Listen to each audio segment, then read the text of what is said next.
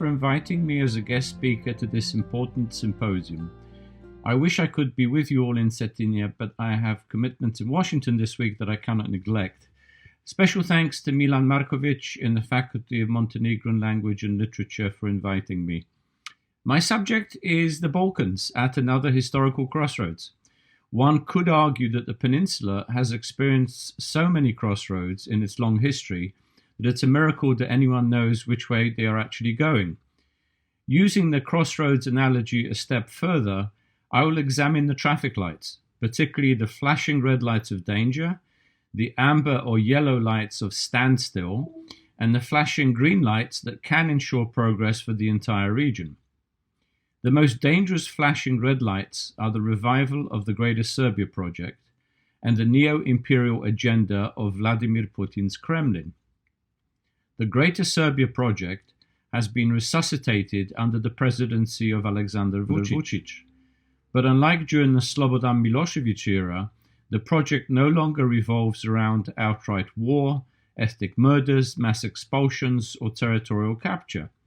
The campaign now operates through three main principles: stealth, flexibility, and patience.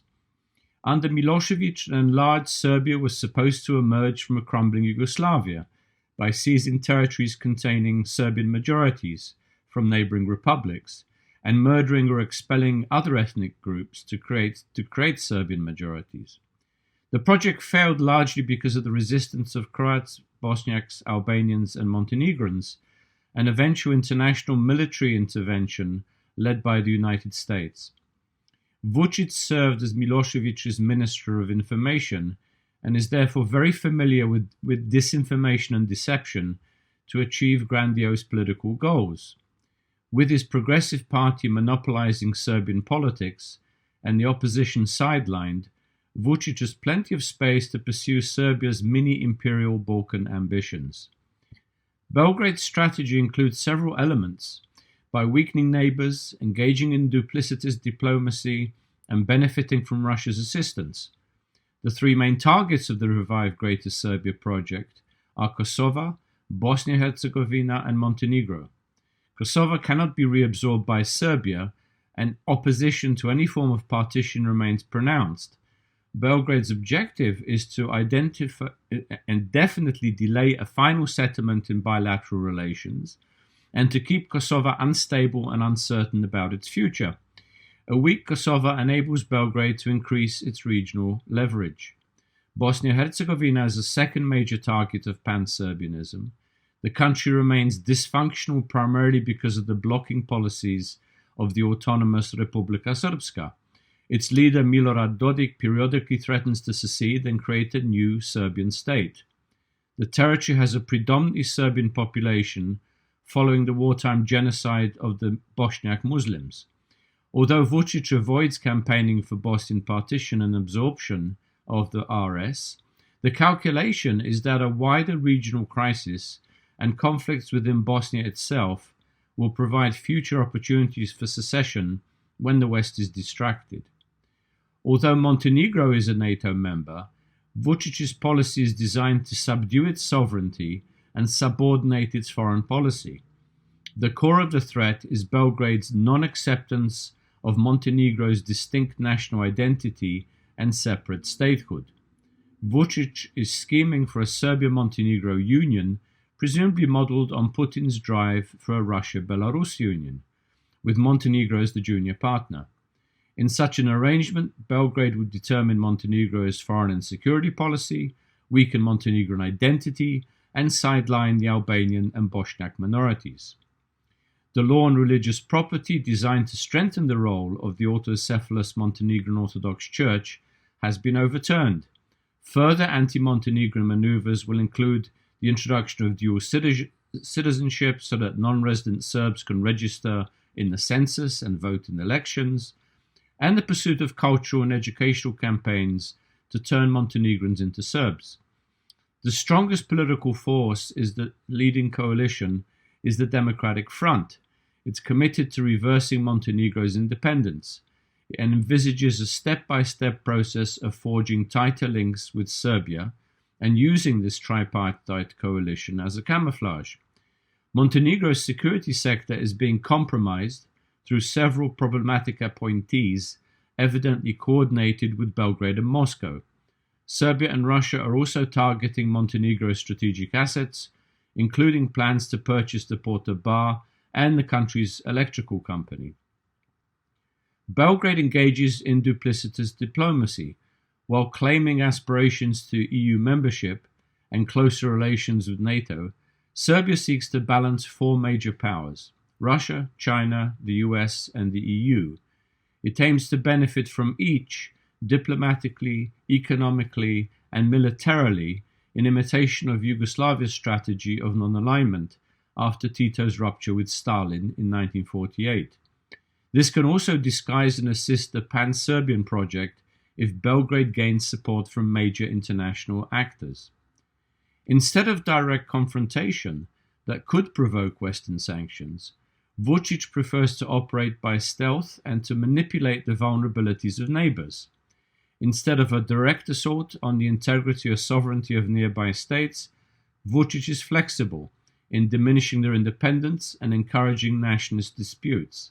And instead of a rapid pursuit of regional dominance, Vučić prefers to be patient, calculating that time is on Serbia's side. The second flashing red light at the Balkan crossroads is Russia's neo-imperialism. Putin's Russia views the Balkans as a strategic asset and pursues at least four goals. First, it seeks to expand Russia's geopolitical reach. Traditionally, the Balkans are a stepping stone to the Adriatic and Mediterranean, a link between Europe and Asia, and an inroad into Central Europe.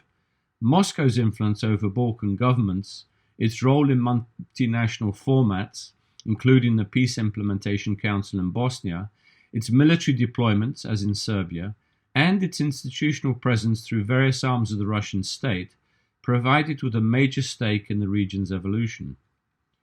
A second and related goal is to fracture Western cohesion and undermine the role of Western institutions. Fomenting conflict not only contributes to unsettling the Balkans, it also divides international responses.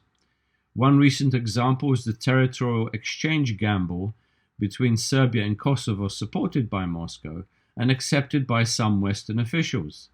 Even debates about partition promote rifts in the region and policy disarray between Western governments.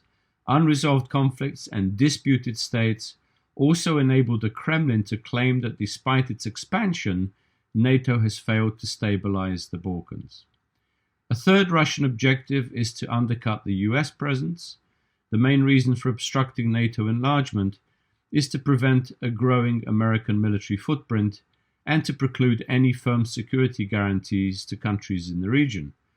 The Kremlin prefers that Balkan states not join the alliance, as this enhances Washington's role in defending Europe. Nonetheless, it is also intensifying efforts to weaken EU and NATO from within, as its growing influences in Croatia, Hungary, and Bulgaria demonstrate. Joining NATO helps strengthen state security, but it does not ensure immunity from subversion. A fourth Kremlin goal is to gain allies or supplicants. This is where the economic and energy dimensions are most pronounced in corrupting, blackmailing, bribing, or subordinating officials and politicians who can assist Moscow, whether by weakening sanctions, not condemning Russia's actions in international fora, or urging a return to normal business.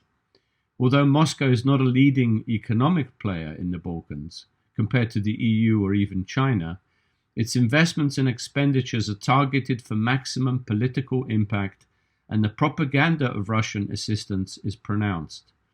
Simultaneously, state-directed disinformation campaigns claim that Western democracies are a failing system, that the EU will disintegrate, and that close ties with Russia offer a valuable alternative. Moscow views Belgrade as a useful tool to undermine stability in the Western Balkans, to limit Western integration and expand Russian influence. At some point, however, the Kremlin may try to push Vučić into a direct regional conflict that he has been seeking to avoid.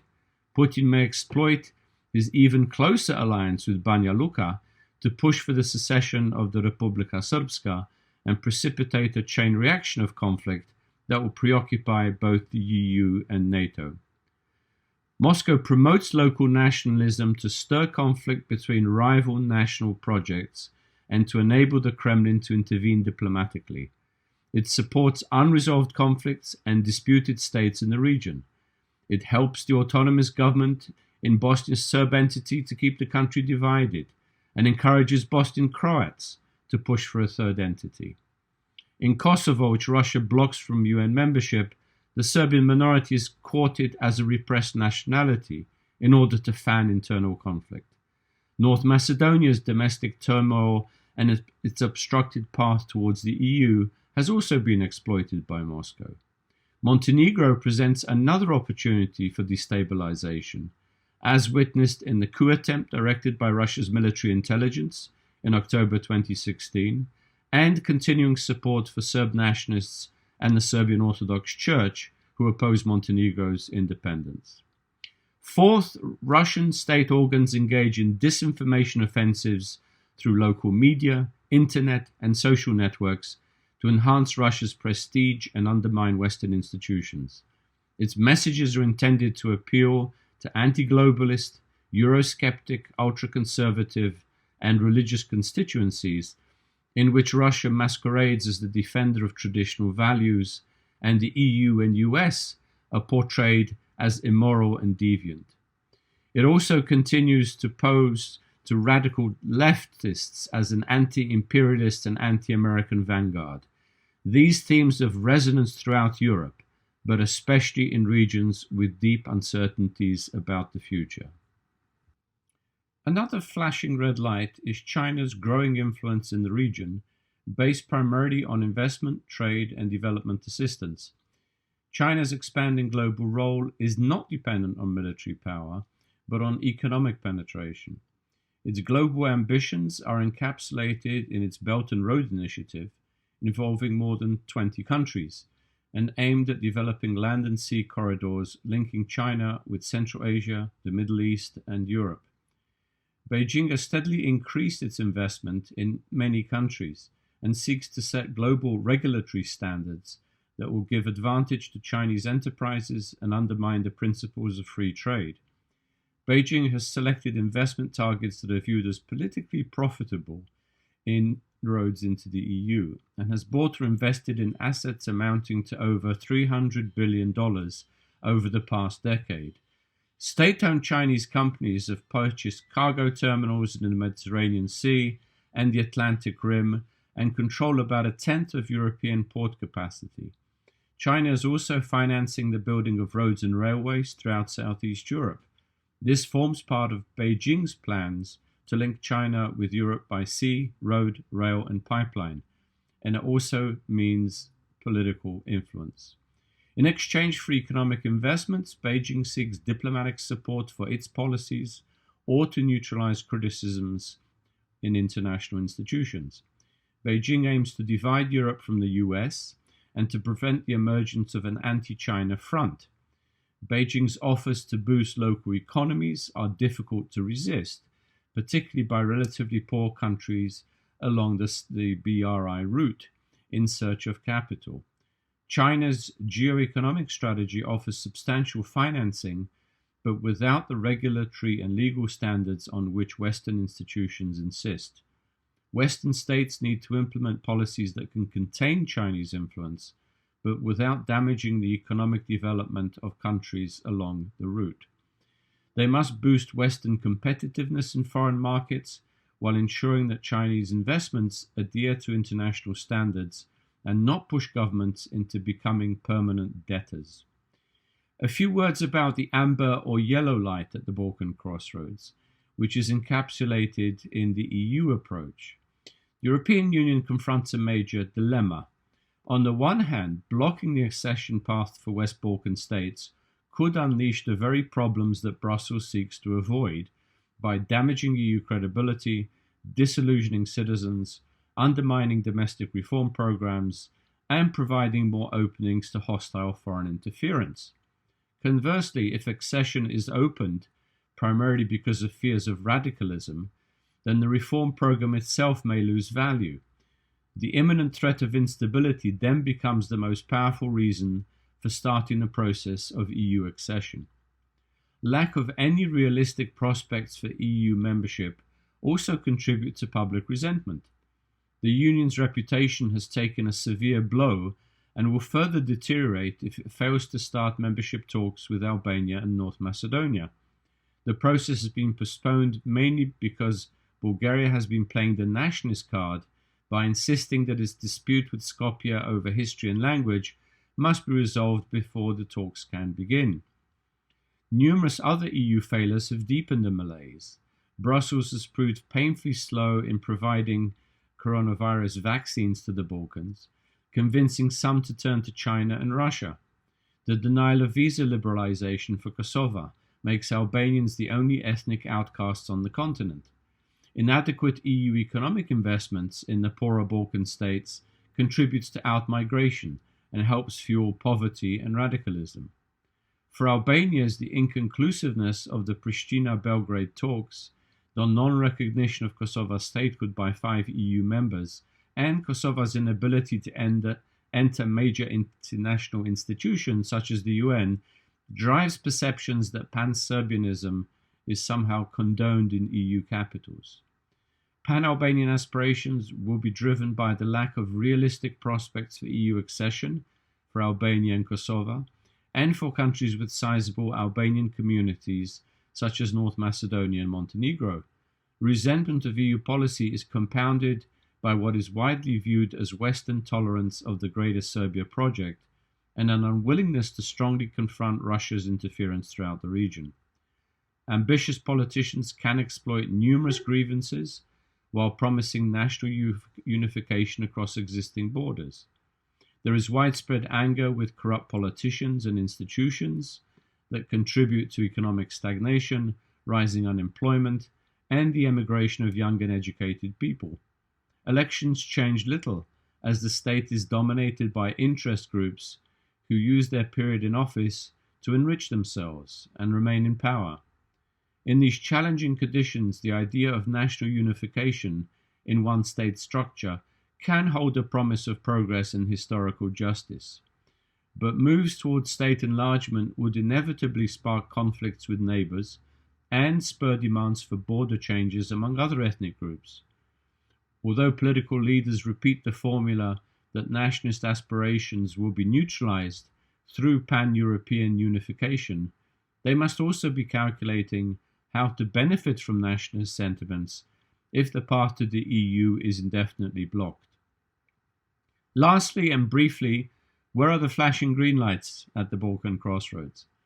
They are not flashing and are barely visible since the success of NATO inclusion for Montenegro and North Macedonia and the signing of the Prespa Accords between Skopje and Athens.